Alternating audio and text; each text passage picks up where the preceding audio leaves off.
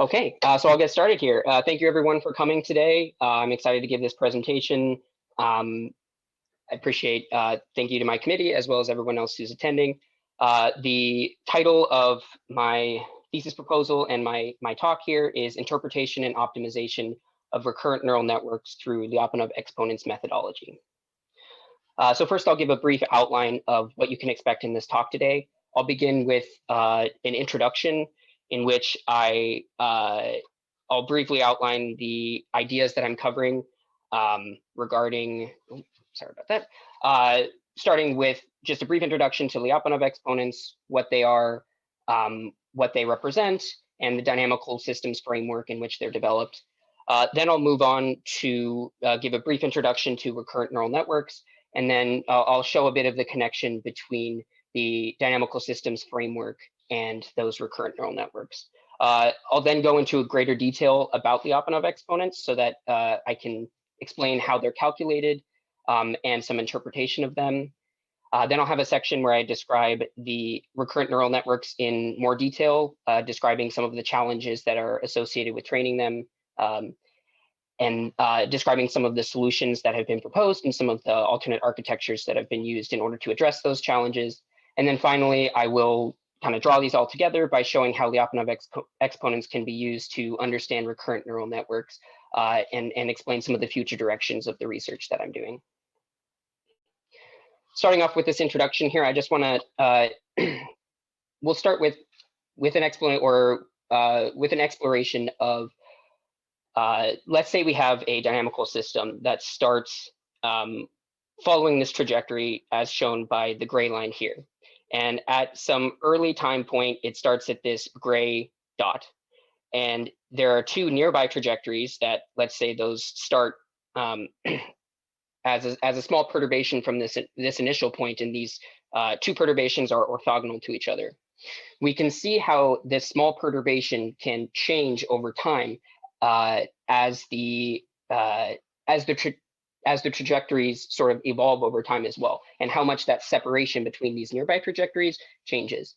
So as we can see here, as we're moving, I mean, this is obviously just like a cartoonish illustration, but you can see that, for example, we might have that in one direction, such as the red direction, this arrow is being stretched significantly, which means that in that direction, the distance between nearby trajectories is increasing over time, and the blue one is being contracted in that direction, meaning that the distance is decreasing over time. The fact that that red arrow is sort of increasing in magnitude over time indicates if that were to continue to happen over a long period of time, that would be indicative of chaos, since we have nearby trajectories that are close by, which eventually get separated very significantly over time. So a way for us to understand this in a clear metric that is easily tractable would be these Lyapunov exponents. So these exponents measure the rate of divergence of nearby trajectories of a dynamical system.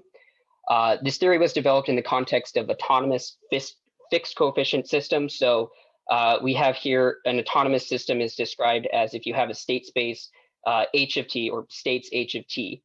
They evolve as a function simply of this h of t, so there's no additional input in the autonomous setting. However, this can be extended to non-autonomous systems if we have want to produce an input x, where that x could be sampled randomly from some distribution. We can do that using random dynamical systems theory. And so in the non-autonomous setting, the form of the equation would instead be that this state space is or the state is a function of the state at the previous time step, as well as some additional input parameter, or input variable x. Something to note about these exponents is that when we have ergodic systems, which can also be described as chaotic systems, but more formally, ergodic systems are ones which are systems which approach or which enter all parts of the state space in a random and uniform nature. So it means that any point within this, defined state space, you will eventually, over the span of maybe a long trajectory, get arbitrarily close to that point.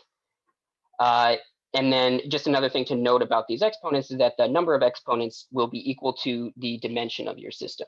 So over here, I have a plot that I will go into more detail later, but I just wanted to show what some Lyapunov spectra might look like. So in this case, this is a high dimensional system that actually has 512 units or 512 dimensions.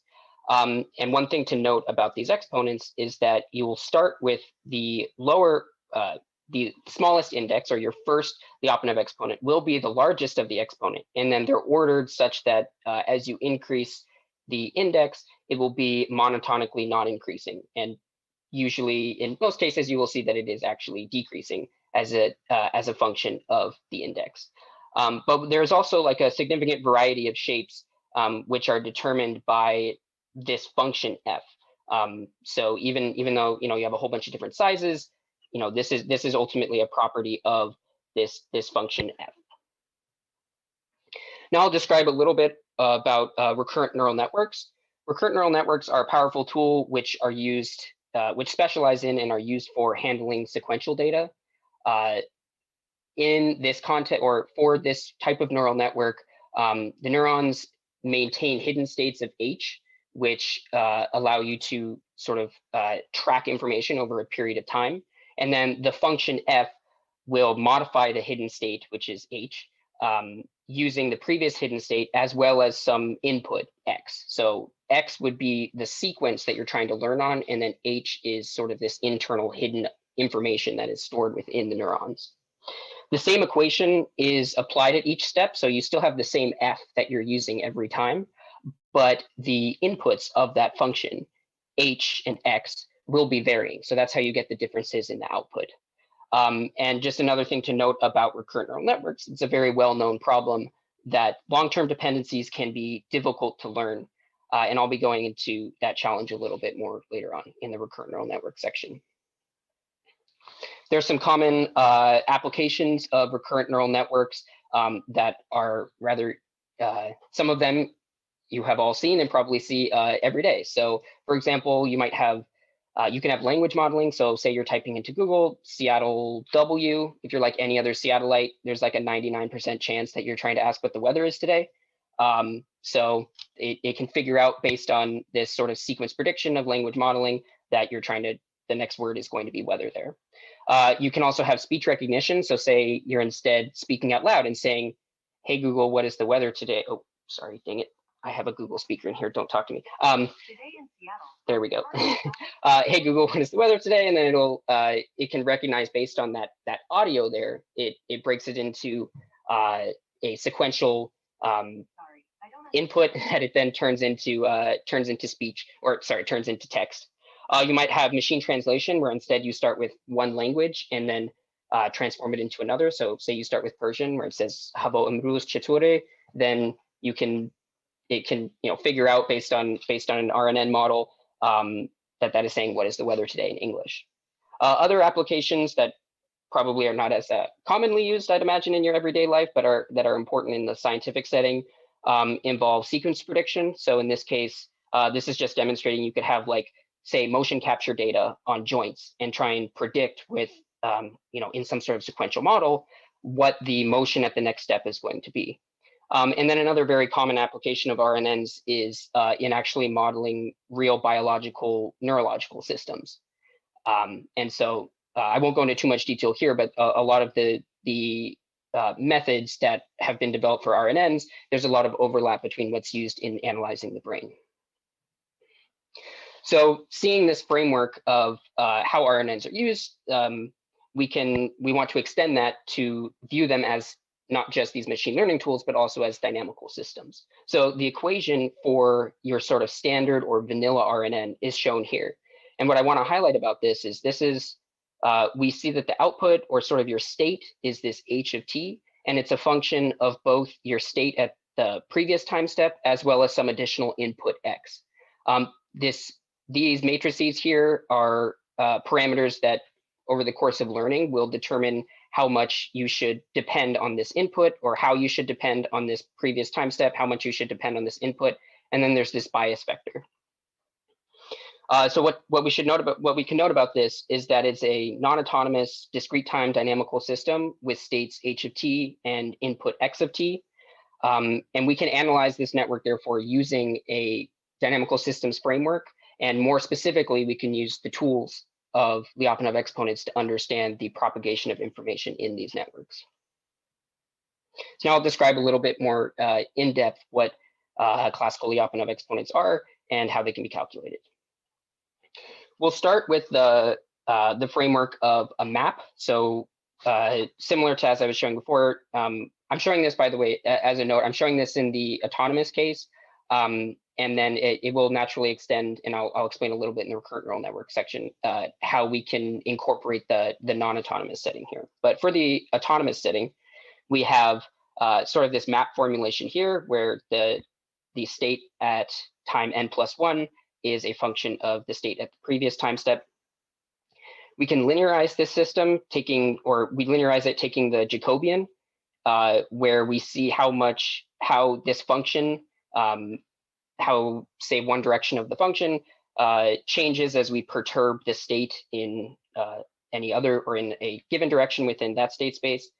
And then we can view these perturbations, which I'll denote as epsilon here, as evolving according to this state space at time n. So the perturbation, which we can imagine as sort of being those red and blue arrows that I had on a few slides ago, the way that they will be evolved is according to this Jacobian. So you multiply that Jacobian by whatever that perturbation was at the previous time step. Now, if we think about what happens over a long period of time or many time steps, we form this matrix M, which is just the multiplication of all of these Jacobians over a long period of time.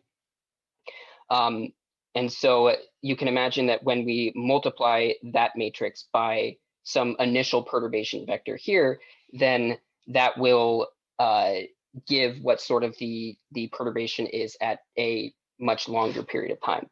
Now, if we use Oscilladex multiplicative ergodic theorem, we have that the eigenvalues of this M will grow as e to the epsilon times your time value, or n in this case. And so if we take the logarithm of m times this and times some eigenvector of this matrix, if we take the logarithm and divide by n, then that allows us to extract these exponents lambda sub I. And then we take the limit as n goes to infinity because we're most interested in what the asymptotic behavior of these dynamical systems is. So how might we interpret these Lyapunov exponents? Well, the most commonly used metric within the Lyapunov exponent is this first Lyapunov exponent, or which, by the fact that they're ordered, it will be the maximal Lyapunov exponent.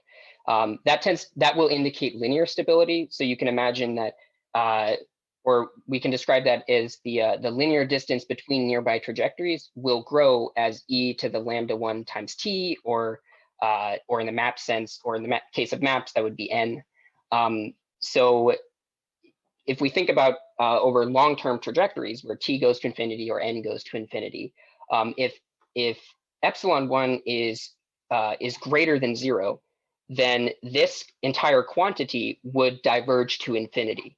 However, if lambda 1 is less than 0, then it would converge to 0 over a long period of time.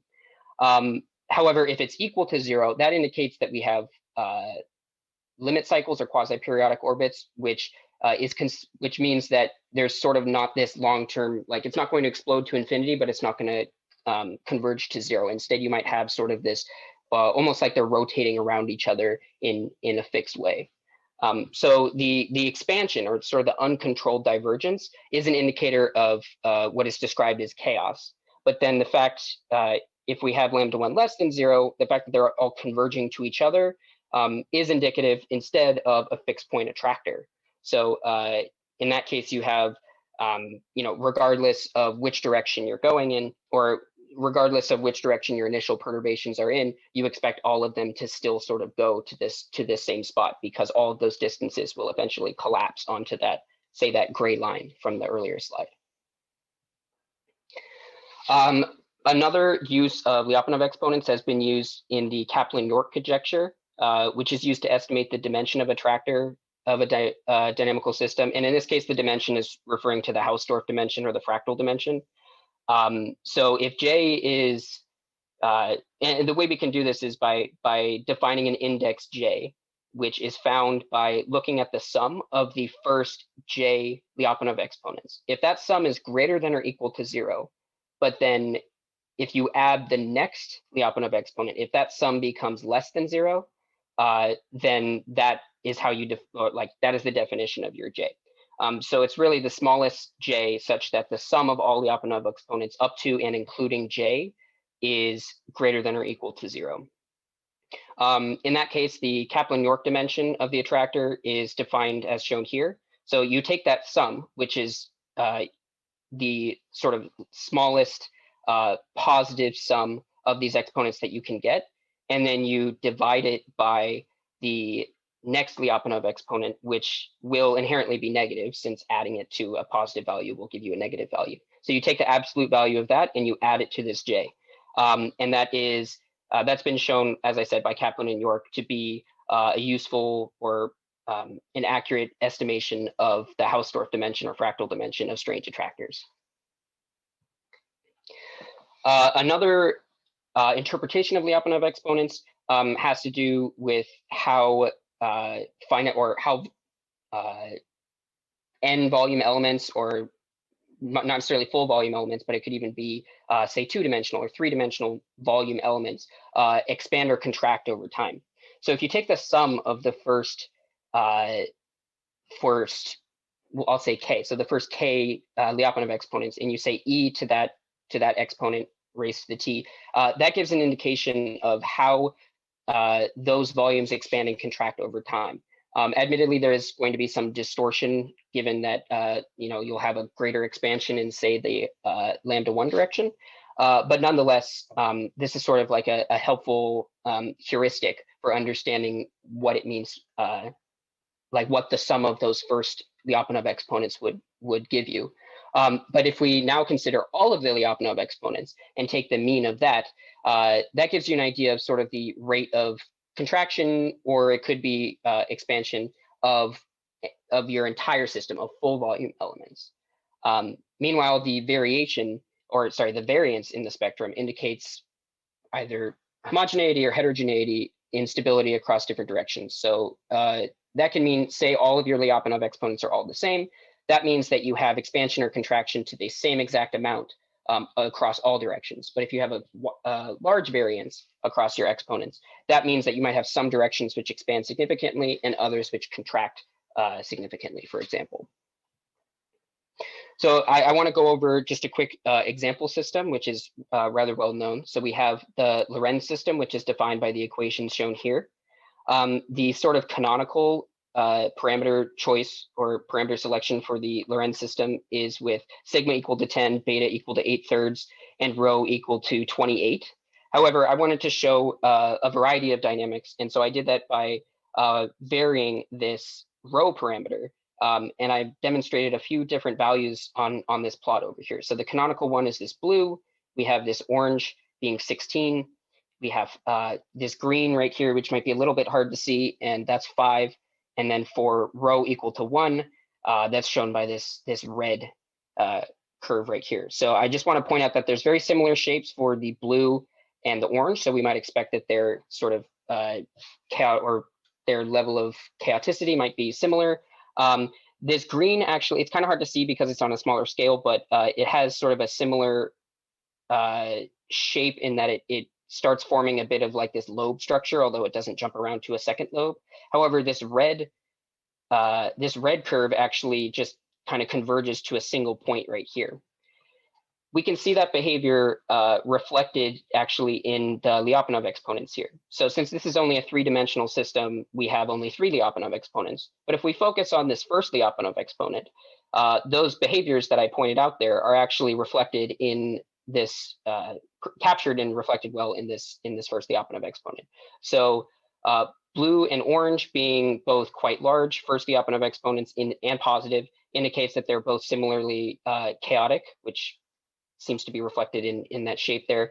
The green being close to 0, but still, or closer to 0, but still greater than 0, is consistent with it sort of starting to form this shape, but to a much lesser extent. And then it's kind of hard to see here, but the red is actually slightly below 0, which, as I said before, is consistent with approaching a stable fixed point, which seems to be sort of, as I'm pointing out right here, which seems to be consistent, seems to be right about there. So we can see that that's just a demonstration of how those Lyapunov exponents can be used to understand the behavior of dynamical systems. Now I'll go on to describe recurrent neural networks in a little bit more detail. Primarily, I'm going to focus on some of the challenges that are associated with them. So as I said before, it's well known that training RNNs, particularly vanilla RNNs, can be quite challenging. This is due to the fact that the long-term propagation of gradients over long sequences can lead to those gradients either exploding or vanishing. And given that in machine learning, the most common way that learning is done is through backpropagation, and more specifically more generally with gradient descent. And I mean, this was a paper from the early to mid 90s. So it's been well known for a long time that this can be quite challenging. Because there's a composition of this same function f many times over the course of a sequence, small inaccuracies or noise can be very challenging to overcome, since they get amplified because they're continually composed over a long period of time. It was shown actually in the same paper that in order to avoid that, we need the eigenvalues of f to all decay to 0 in order to make it robust to noise. However, these are some major limitations on the vanilla RNN and make them pretty challenging to implement in practice for sort of general applications. There have been alternate architectures that have been proposed in order to address some of these issues. Some of them come in a more mechanistic way, such as introducing gated architectures. Examples of this are the GRU, which are the gated recurrent unit, the gated recurrent unit, or the LSTM, the long short-term memory. These gates allow the network to effectively learn like time constants and to filter out how much is being remembered and how much is being forgotten from past information. However, there are other approaches that sort of more directly work with these eigenvalues of the function, as well as you could say like with the dynamics of the system. One such approach is orthogonal weight matrix networks, such as the antisymmetric RNN, which constrain the eigenvalues of the Jacobian to the unit circle, which means that you will generally have just rotations within the state space, which allows sort of a long-term propagation of information without information being lost. Like I said, it's just being rotated, so transformed in that way. And that's kind of shown here, where you can see that ultimately over long periods of time, you just have circulations of these orbits. However, other research has been done, or other research has shown that you can have a greater variety of dynamics if you just relax the orthogonality constraint. This still allows for relatively long-term propagation, but it allows for a greater richness of dynamics to be captured by the system. And so that's demonstrated by the non-normal RNN, which was in a paper in 2019, so quite recently. There are some approaches that have even more directly used these dynamical systems and even Lyapunov exponents on RNNs. So I want to highlight some of these here.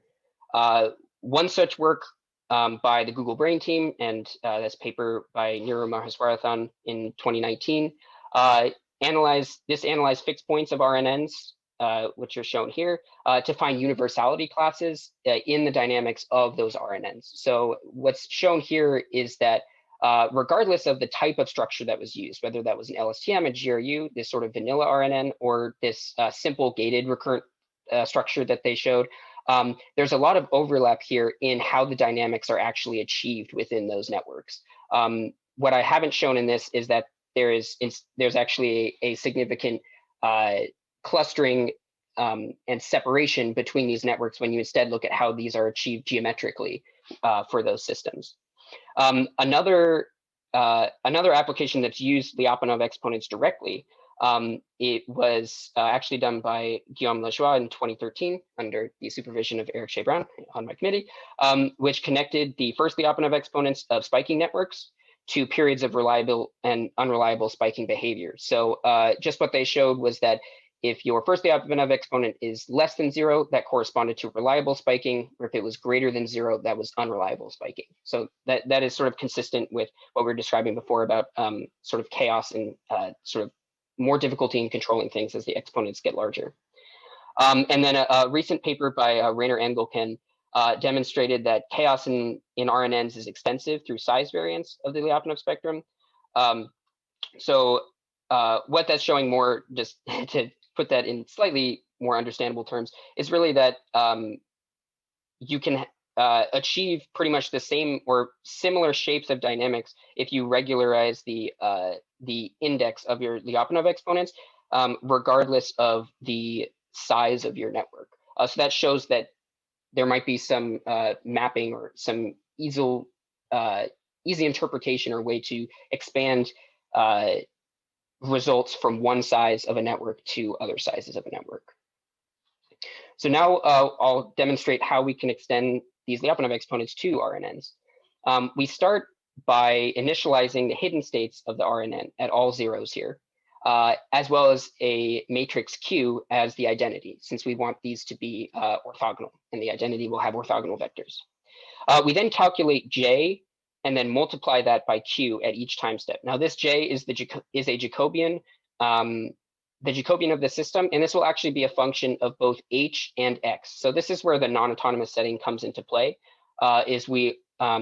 it factors into how this Jacobian is calculated. So it affects the tangent space of the evolute, or as well as like the evolution of these perturbation vectors. Then at each time step, we conduct a QR decomposition of that product, and we use the diagonal values of R, of the R matrix, in order to find how much the vectors were expanded or contracted in each direction. And then we update Q so that it is orthogonal once again. And then we end up, we repeat this for a large number of time steps, and then calculate the average over the, calculate the average of the logarithms for each direction. And time average, I guess I want to clarify this just a little bit more. This is really the average over the number of orthonormalizations. It's not necessarily a function directly of time. And just to show, why we use this setup, you can see this illustration of a QR decomposition where if you have these expansions in each direction, when you take the diagonals of the R matrix, that gives you an indication of this stretching in this case, or contraction in this case. So one thing that I explored in my work recently was how Lyapunov exponents change during training. As I was describing before, if you have the function f, if that function is changing, then you do expect that the dynamics of that function will also be changing. And so what I found is if you take a network that is randomly initialized with, even if it's with the same distribution, but maybe with a different parameter. So for example, these are all initialized with, the weight matrices are initialized with uniform distributions with parameter p, where it's centered about 0 and it goes from negative p to p. Even varying that p by some amount, like gives you this distribution before training. But you can see that rapidly over time, even just after a small number of epochs of training, those spectra will tend to be converging to like a similar shape. And that becomes even more clear after 15 epochs. I will point out that there's this brown curve, which looks a little, takes a little bit longer to converge to the other ones. And I guess one thing I want to point out about that, which is kind of interesting, is that's the only one that started chaotic with exponents that are greater than 0. So one thing to point out there, as I mentioned, is that the gross shape emerges early in training. And we can see that throughout training, this line is indicating t to the -1. So it's showing that you sort of have this root mean squared error across all 512 dimensions, ends up sort of decreasing at a rather consistent rate over the course of training.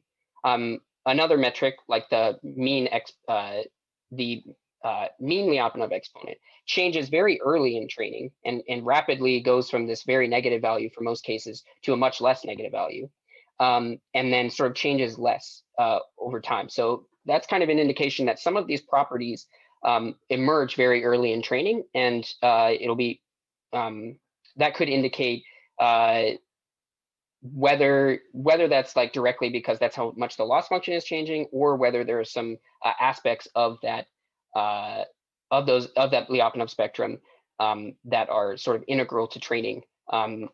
Needs a little bit more exploration, as we'll go into here. So the Lyapunov spectrum, naturally, since we see that it changes over the course of training, it would be interesting to see how exactly, like what features of that spectrum actually correlate with better performance.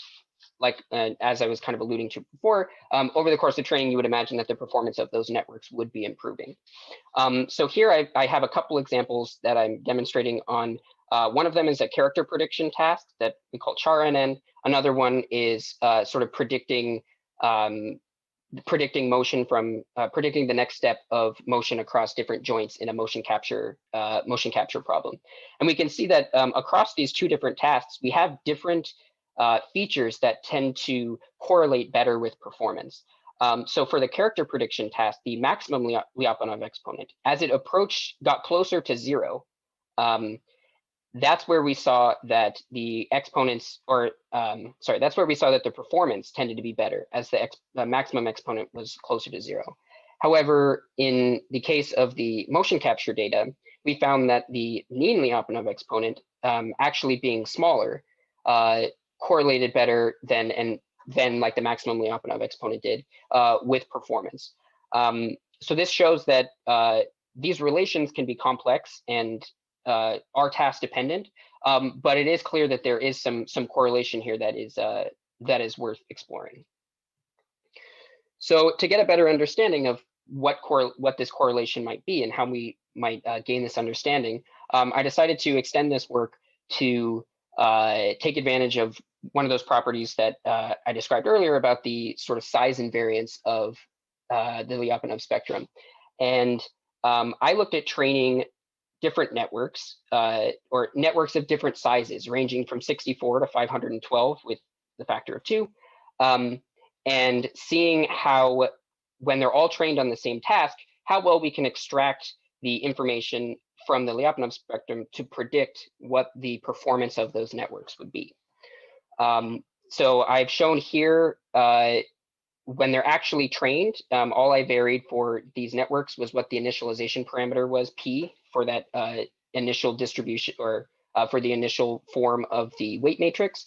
And we can see that each of the different shapes has each of the different sizes has a slightly different shape to its dependence on the parameter P. And so what I wanted to see is, can we extract this information, this dependence, from the Lyapunov spectrum?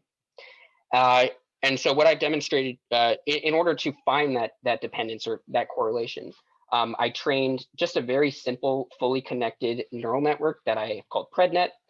And I tried to use that based on just a training set from this Lyapunov spectrum and the corresponding validation loss, to then create this plot for 20% of that data, or a validation set of those Lyapunov spectra.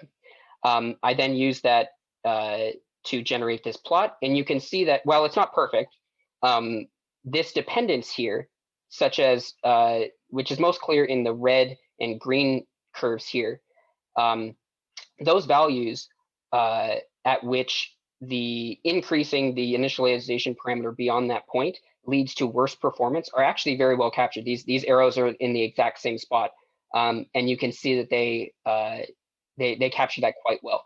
So that's encouraging and showing that there's some valuable correlations that we can find here. And one more thing I haven't put on the slide, but that I think is really exciting about this, that I didn't point out yet. I call this PredNet because we are predicting this Lyapunov spectrum is not the final Lyapunov spectrum after all training.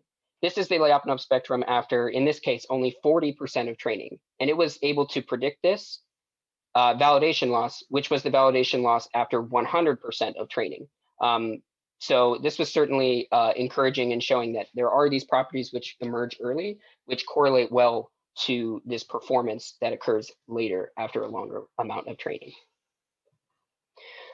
So I want to thank everyone for coming, and I want to give special thanks to my supervisory committee. Ellie Schleiser has been my advisor over these last couple of years, and then the other members of my committee, Eric Shea Brown, Panos Stinis, and Mehran Misbahi. Thank you so much for being on my committee, and I look forward to taking people's questions and finishing this exam afterwards. So I'll move on now to taking questions from the audience. And before we take questions, I would like to thank Ryan for a nice, clear presentation. And we will proceed with taking questions from all attendees. You're welcome to just type hands, so like we will know who is asking the question, and then I will ask you to turn on your microphone and ask your question.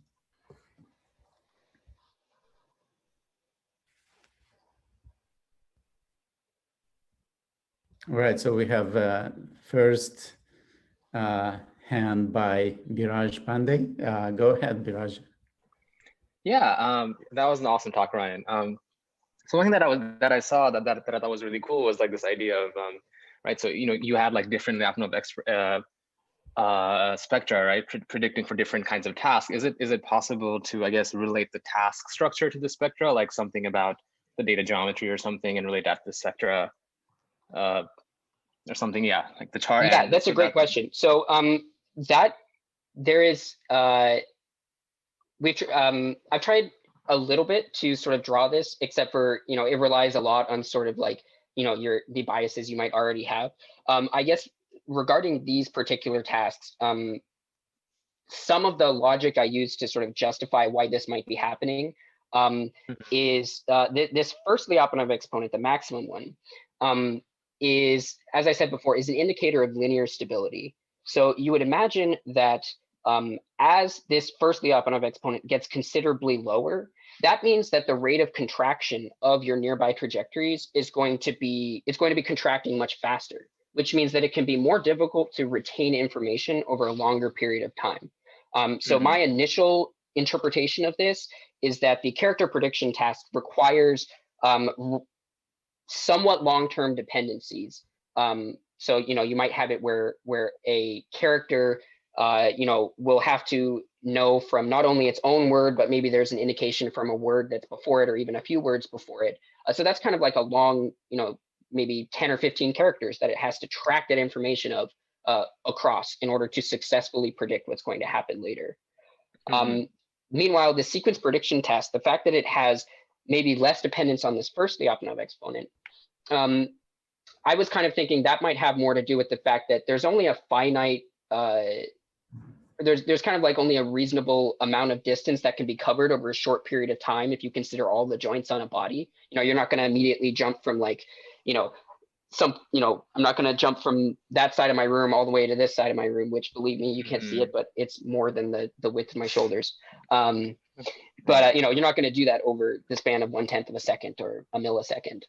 So I think that you're able to predict over a shorter period of time when you're looking at just like that sort of task. And that's only, I will point out, that I think will also be dependent on the on what your sort of objective function is, because for this same data, you would imagine that if instead you were doing a classification task, which I haven't been looking at extensively here, but if you were instead doing a classification task where you're maybe looking at how joints are moving over time, and then you're trying to say that person is standing, that person is sitting, and so forth, that would probably require a longer amount of memory. So I would imagine you might have different dependencies or different dynamics that are required in order to have good performance.